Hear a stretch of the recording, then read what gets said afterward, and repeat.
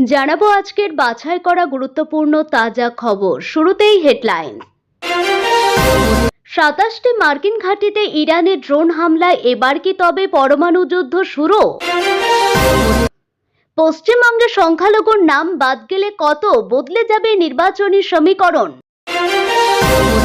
ইরানের যুদ্ধ বাদতেই ভারতে 2 লাখ টাকা হয়ে যাচ্ছে সোনা, 4 লাখে পৌঁছাবে রূপো। 30টি বোমা ফেলা হয়েছিল খামেনেয়ির ঠিকানা লক্ষ্য করে, কিভাবে ইরানের সর্বোচ্চ নেতার হদিশ পেল আমেরিকা ইসরায়েল? মার্চের শুরুতেই গ্যাসের নতুন ধাক্কা, বাড়ল বাণিজ্যিক সিলিন্ডারের দাম, স্বস্তিতে ঘরোয়া গ্রাহকরা। ইরানের নতুন সুপ্রিম লিডার আয়াতুল্লাহ আরাফি খামেনেয়ির উত্তরসূরি চয়নে বড় সিদ্ধান্ত। আসছে বিস্তারিত খবরে। তেহরানে খামেনেয়ির ঠিকানায় হদিশ পাওয়ার পর সেটিকে চিহ্নিত করা হয়। তারপরে ইসরায়েলের যুদ্ধ বিমান থেকে সেই ঠিকানা লক্ষ্য করে বোমা বর্ষণ করা হয়েছিল। ইরানের সর্বোচ্চ নেতা আয়াতুল্লাহ আলী খামেনেয়ির ঠিকানা লক্ষ্য করে 30টি বোমা বর্ষণ করা হয়েছিল। দ্য ওয়াল স্ট্রিট জার্নালের প্রতিবেদনে এমনই দাবি করা হয়েছে। ওই প্রতিবেদন অনুযায়ী তেহরানে খামেনেয়ির ঠিকানার হদিশ পাওয়ার পর সেটিকে চিহ্নিত করা হয়। তারপরে ইসরায়েলের যুদ্ধ বিমান থেকে সেই ঠিকানা লক্ষ্য করে বোমা বর্ষণ করা হয়েছিল। ওই প্রতিবেদনে এটাও বলা হয়েছে যে ইসরায়েলের এবং মার্কিন গোয়েন্দারা জানতেন ওই ঠিকানায় রাজনৈতিক নেতা এবং সেনা কর্তাদের নিয়ে বৈঠকে বসেন খামেনেয়ি। দীর্ঘদিন ধরে সেই সুযোগের অপেক্ষায় ছিলেন দুই দেশের গোয়েন্দারা। অবশেষে শনিবার সেই সুযোগ আসে, আর তারপরেই খামেনেয়ির ঠিকানা লক্ষ্য করে হামলা চালায় ইসরায়েল এবং আমেরিকা।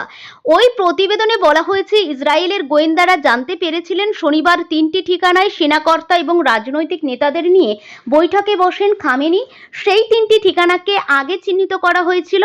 তার মধ্যে কোনটিতে খামেনেয়ি রয়েছেন সেটাও খুব নিখুঁতভাবে চিহ্নিত করা হয়। তারপরে ওই ঠিকানায় হামলা চালানো হয়। মার্কিন প্রশাসনের এক সূত্রকে উদ্ধৃত করে ওই প্রতিবেদনে বলা হয়েছে, ওয়াশিংটনের কাছে খবর ছিল আমেরিকার বেশ কিছু ঠিকানায় হামলা চালানোর পরিকল্পনা করছে ইরান। সেদেশে হামলা চালানোর জন্য মার্কিন প্রেসিডেন্ট নির্দেশ দিতে পারেন, এই আশঙ্কা করে আগেই পাল্টা হামলার পরিকল্পনা করে খামেনেয়ি প্রশাসন। কিন্তু গোয়েন্দা সূত্রে সেই খবর আসতেই মার্কিন প্রেসিডেন্ট ইরানে হামলার নির্দেশ দেন। তারপরে শনিবার তেহরানে একযোগে মুহুর্মুহু হামলা শুরু করে ইসরায়েল এবং আমেরিকা। খামেনেয়ি প্রশাসনের বেশ কয়েকটি দপ্তর গুড়িয়ে দেওয়া হয়, ধ্বংস করা হয় ইরানের বেশ কয়েকটি সেনাঘাঁটিও। তারপরে জানা যায় এই হামলায় নিহত হয়েছেন খামেনেয়ি, প্রতিরক্ষা মন্ত্রী আমির নাসিরজাদা, কমান্ডার ইন চিফ মোহাম্মদ বাকফর, খামেনেয়ির কন্যা এবং নাতনি। প্রসঙ্গত, শনিবার সকাল থেকে ইরানে আক্রমণ শুরু করে ইসরায়েল এবং আমেরিকা যৌথ বাহিনীর হামলায় মুহুর্মুহু বোমা, ক্ষেপণাস্ত্র এবং ড্রোন আছড়ে পড়েছিল তেহরান সহ ইরানের বড় শহরগুলিতে। পাল্টা প্রত্যাঘাত করে ইরানের বাহিনীও। তারা শুধু ইসরায়েল নয়, পশ্চিম এশিয়ায় মার্কিন সেনা ঘাঁটিগুলিকেও নিশানা করে। মালদা থেকে মুর্শিদাবাদ, দক্ষিণ 24 পরগনা। মুসলিম অধ্যুষিত এই জেলাগুলিতে ভোটের সময় গুরুত্বপূর্ণ ভূমিকা পালন করে থাকে। চূড়ান্ত ভোটার তালিকায় সেই সমস্ত জেলায় কত নাম বাদ গেল দেখে নেওয়া যাক। সংখ্যালঘুরা কাদের পাশে? পশ্চিমবঙ্গে ভোট আসা মানেই এই নিয়ে জোর চর্চা শুরু হয়ে যায় রাজনৈতিক মহলে। কারণ রাজ্যের 294টি বিধানসভা কেন্দ্রের মধ্যে অন্তত 70টি বিধানসভা কেন্দ্রে প্রার্থীর ভাগ্য নির্ধারণ করতে পারেন মুসলিম ভোটাররা। আরও 30 থেকে 35টি আসনে এই ভোটাররাই নির্ণায়ক হয়ে উঠতে পারেন।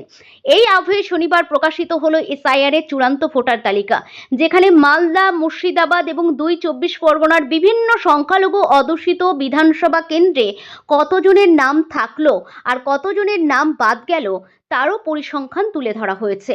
যেমন মালদা খসড়া তালিকায় 2,01,873 জনের নাম বাদ গিয়েছিল। চূড়ান্ত তালিকায় সংখ্যাটা 2,20,153। সেই অনুযায়ী বিচার করলে আরও 18,280 নাম বাদ গিয়েছে।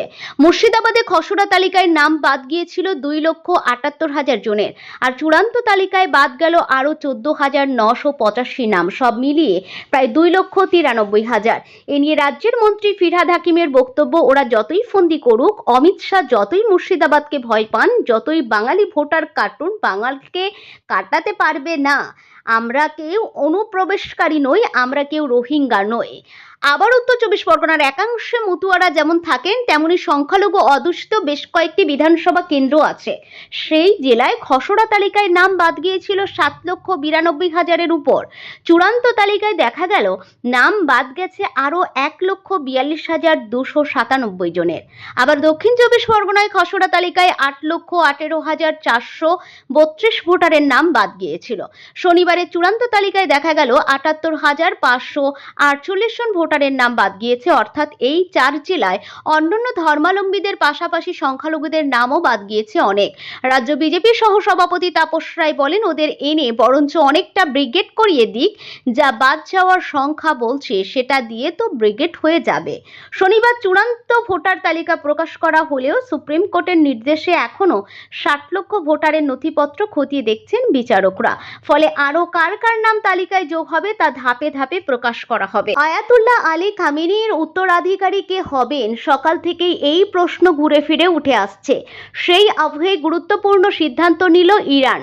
পাকাপাকি ভাবে আয়াতুল্লাহ খামেনির উত্তরাধিকারী নিযুক্ত করার আগে দেশের অন্তর্বর্তী সর্বোচ্চ শাসকের দায়িত্ব দেওয়া হলো আয়াতুল্লাহ আরাফিকে।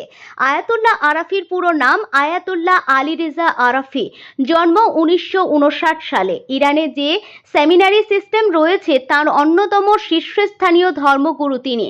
গার্ডিয়ান কাউন্সিল এবং অ্যাসেম্বলি অফ এক্সপার্টসের সদস্য। তাকে খামেনির জায়গায় বসানোর অর্থ ধর্মগুরুদের কর্তৃত্ব বজায় রাখা ইঙ্গিত বলেও মনে করছেন কূটনৈতিকরা। আয়াতুল্লাহ আরাফি সম্পর্কে সেভাবে ওয়াকিবহাল নয় বহির্বিশ্ব। তবে ইরানের দেশের ধর্মীয় ব্যবস্থায় অন্যতম গুরুত্বপূর্ণ চরিত্র তিনি। সরকারি প্রতিষ্ঠানের সঙ্গে যুক্ত থাকার দীর্ঘ অভিজ্ঞতা রয়েছে যেমন তেমনি খামেনির ঘনিষ্ঠ এবং বিশ্বস্ত বলেও পরিচিত ছিলেন। যে গার্ডিয়ান কাউন্সিল এবং অ্যাসেম্বলি অফ এক্সপার্টস এর সদস্য আয়াতুল্লাহ আরাফি তারাই নির্বাচনে প্রার্থী ঠিক করে। দেশের সংসদে আইন পাশ করানো গুরুত্বপূর্ণ ভূমিকা তাদের। মিডল ইস্ট ইনস্টিটিউটের আন্তর্জাতিক সম্পর্ক বিশেষজ্ঞ অ্যালেক্স ডি জানিয়েছেন, আয়াতুল্লাহ আরাফির হাতে গুরুত্বপূর্ণ দায়িত্ব তুলে দিতে দুবার ভাবেননি খামেনি। আয়াতুল্লাহ আরাফির দক্ষতা এবং যোগ্যতার উপর পূর্ণ আস্থা ছিল তার।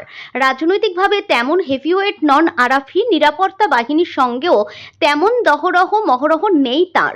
তবে আরবি এবং ইংরেজি ভাষা প্রযুক্তিগতভাবে দক্ষ, 24টি বই এবং অসংখ্য লেখালেখির দরুন আরাফির সুনাম রয়েছে বেশ। ইরানের সংবিধানের কাঠামো অনুযায়ী অন্তর্বর্তী কাউন্সিলে থাকেন প্রধান বিচারপতি গোলাম হোসেন মাহসেনি এজেই, প্রেসিডেন্ট মাসুদ পেজেশকিয়ার এবং গার্ডিয়ান কাউন্সিলরের প্রধান ধর্মগুরু। খামেনির মৃত্যুতে ইরানে যে প্রশাসনিক পরিবর্তন ঘটতে চলেছে তাতে নেতৃত্ব দেবে ওই কাউন্সিল। এখনো পর্যন্ত প্রাপ্ত খবর অনুযায়ী পাকাপাকিভাবে খামেনির উত্তরাধিকারী নিযুক্ত না হওয়া পর্যন্ত দায়িত্ব সামলাবেন আয়াতুল্লাহ আরাফি। মার্চের শুরুতেই ফের ধাক্কা বাণিজ্যিক ক্ষেত্রে। পরপর মাসে দাম বাড়ার ধারাবাহিকতা বজায় রেখে আবারও মূল্য বৃদ্ধি হলো বাণিজ্যিক রান্নার গ্যাসে। তবে আপাতত স্বস্তিতে ঘরোয়া গ্রাহকরা। বাড়ির 14 কেজি 200 এলপিজি সিলিন্ডারের দামে কোনো পরিবর্তন হয়নি। নতুন সংশোধিত তালিকা অনুযায়ী 1 মার্চ 2026 থেকে কলকাতায় 19 কেজির বাণিজ্যিক এলপিজি সিলিন্ডারের দাম বেড়ে হয়েছে 1,875 টাকা 50 পয়সা। আগের দামের তুলনায় প্রতি সিলিন্ডারে বৃদ্ধি 31 টাকা। অর্থাৎ বছরের শুরু থেকে যে ঊর্ধ্বমুখী প্রবণতা দেখা যাচ্ছিল, মার্চেও তার ব্যতিক্রম ঘটল না। তেল সংস্থাগুলির দাবি, আন্তর্জাতিক বাজারে জ্বালানির দর অপরিশোধিত তেলের মূল্য মুদ্রা বিনিময় হারের ওঠানামার উপর নির্ভর করে প্রতি মাসে দামের পুনর্মূল্যায়ন করা হয়। সেই সূত্রে কখনো দাম বাড়ছে কখনো কমছে। যদিও সাম্প্রতিক পরিসংখ্যান বলছে কমার থেকে বাড়ার ঘটনাই বেশি। গত বছরের অক্টোবর মাসে বাণিজ্যিক গ্যাসের দাম বেড়েছিল প্রায় 15 টাকা 50 পয়সা। নভেম্বর মাসে সামান্য কমে 5 টাকায় হ্রাস পেলেও তাই স্থায়ী হয়নি। ডিসেম্বরের কিছুটা স্বস্তির পর নতুন বছরে বড় ধাক্কা আসে 1 জানুয়ারি 2026-এ এক লাফে প্রায় 11 টাকা 11 পয়সা বৃদ্ধি পায়। ফেব্রুয়ারিতে আরও 49 টাকা বাড়ে আর মার্চে নতুন করে 31 টাকা সংযোজনে স্পষ্ট। টানা কয়েক মাস ধরে ঊর্ধ্বমুখী বাণিজ্যিক গ্যাসের বাজার। এই ধারাবাহিক মূল্য বৃদ্ধিতে স্বাভাবিকভাবেই চাপ বাড়ছে হোটেল, রেস্তোরাঁ, ধাবা ও ও বিভিন্ন বাণিজ্যিক প্রতিষ্ঠানের উপর। ব্যবসায়ীদের একাংশের আশঙ্কা, উৎপাদন ও পরিষেবা খরচ বাড়লে তার প্রভাব শেষ পর্যন্ত সাধারণ বাজার দরেরও পড়তে পারে। তবে আপাতত স্বস্তির জায়গা একটাই, ঘরোয়া এলপিজি সিলিন্ডারের দাম অপরিবর্তিত রয়েছে। বর্তমানে 14 কেজি 200 গৃহস্থলীর গ্যাসের মূল্য 879 টাকাতেই স্থির। ফলে সাধারণ পরিবারের মাসিক বাজেটে নতুন কোনো চাপ না পড়লেও বাণিজ্যিক ক্ষেত্রে ধারাবাহিক মূল্য বৃদ্ধি ভবিষ্যতে সামগ্রিক বাজারে প্রভাব ফেলবে কিনা সেদিকেই নজর সবার। মধ্যপ্রাচ্যের পরিস্থিতি এখন নিয়ন্ত্রণের বাইরে। ইরানের সর্বোচ্চ নেতা আয়াতুল্লাহ আলী খামেনি এবং তার পরিবারের সদস্যদের হত্যার পর লড়াই এখন আর ছায়াযুদ্ধ নেই। শনিবার আমেরিকা ও ইসরায়েলের যৌথ অভিযান অপারেশন এপিক ফিউরির পর রবিবার সকাল থেকেই পাল্টা আক্রমণ শুরু করেছে ইরান। আর তার ঠিক পরে হোয়াইট হাউস থেকে ইরানকে ধ্বংসের চরম হুঁশিয়ারি দিলেন মার্কিন প্রেসিডেন্ট ডোনাল্ড ট্রাম্প। ইরানের রেভলিউশনারি গার্ডস খামেনি হত্যার বদলা নিতে ইতিহাসের সবচেয়ে ভয়াবহ হামলার হুমকি দেওয়ার পরে ট্রুথ সোশ্যালে গর্জে ওঠেন ট্রাম্প। তিনি স্পষ্ট জানান, ইরান এইমাত্র জানিয়েছে তারা আমাদের আরো শক্তিশালীভাবে আঘাত করবে।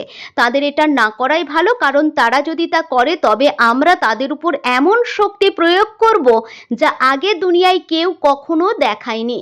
এই বার্তার মাধ্যমে ট্রাম্প কার্যত ইঙ্গিত দিলেন যে ইরান পাল্টা দিলে আমেরিকা সরাসরি দেশটির রাষ্ট্র কাঠামো ধূলিসাৎ করে দিতে পারে। ইরানও হাত গুটিয়ে বসে নেই। রবিবার সকালের রিপোর্ট অনুযায়ী পশ্চিম এশিয়ার বিভিন্ন দেশে থাকা অন্তত 27টি মার্কিন সামরিক ঘাঁটিতে একযোগে হামলা চালিয়েছে তেহরান। ইরাক, সিরিয়া ও জর্ডানের আকাশে এখন শুধু ইরানি ড্রোন আর মিসাইলের শব্দ। আইআরজিসি টেলিগ্রামে দাবি করেছে তাদের সশস্ত্র বাহিনীর ইতিহাসের সবথেকে বড় অভিযান শুরু হতে চলেছে যে কোনো মুহূর্তে। শনিবার ভোরে ইসরায়েল ও আমেরিকা যৌথভাবে এই বিশেষ অপারেশন শুরু করে। লক্ষ্য ছিল ইরানের পারমাণবিক কর্মসূচি ধ্বংস করা এবং কঠোরপন্থী শাসনের মেরুদণ্ড ভেঙে দেওয়া। এই আকাশপথের হামলাতেই খামেনির বাসভবন গুঁড়িয়ে দেওয়া হয়। তেহরান স্বীকার করেছে, হামলায় খামেনির সঙ্গে তার মেয়ে, জামাতা ও নাতনিও নিহত হয়েছেন। যুদ্ধের আঁচ এসে পড়েছে সাধারণ মানুষের জীবনেও। দুবাই বিমানবন্দরের রানওয়েতে আটকা পড়ে আতঙ্কিত হয়ে পড়েছেন ভারতীয় তারকা সাতলার পিভি সিন্ধু সহ হাজার হাজার যাত্রী। বহু বিমান মাঝ আকাশ থেকে ফিরে আসছে। আবহাওয়া পরিস্থিতির গুরুত্ব বুঝে রাষ্ট্রপুঞ্জ অবিলম্বে যুদ্ধবিরতির ডাক দিলেও ট্রাম্প ও নেতানিয়াহু অপারেশন শেষ না হওয়া পর্যন্ত থামতে নারাজ। বারুদের স্তূপে দাঁড়িয়ে থাকা মধ্যপ্রাচ্য কি আজই কোনো বৃহৎ পরমাণু বিপর্যয়ের সাক্ষী হবে? নজর রাখছে গোটা বিশ্ব।